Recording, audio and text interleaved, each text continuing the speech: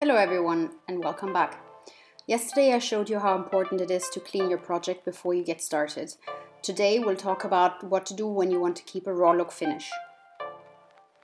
Your options are basically to either sand or to use a stripper. In this case I have a veneer, and because I don't want to damage it, I will use a stripper first. I'm using a chemical stripper, so you want to make sure that you wear the appropriate protective gear. This one is really nice because it is more like gel, which means it also will stick to vertical surfaces. And as you see, I make sure that I apply a very thick layer.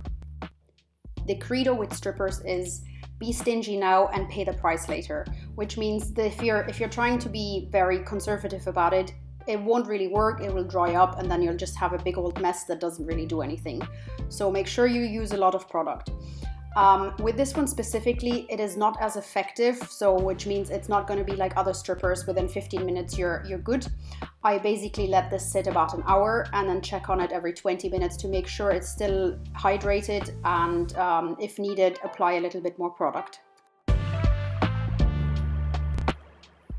When your stripper is nice and bubbly, it is time to scoop the goop. Ideally put some plastic film underneath, and as you can see here, I scoop it directly into a container lined with a plastic bag. That way I kind of prevent getting the goop all over the place.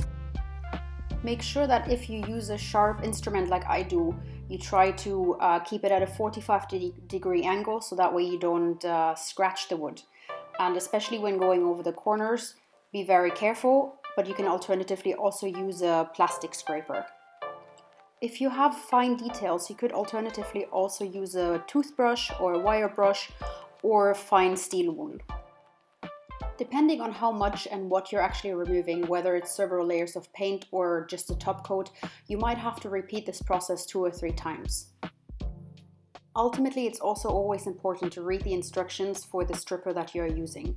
This is also especially important for when you're cleaning. This one specifically only needed water and soap, but some might need special ingredients to clean off the residue. I hope that helped.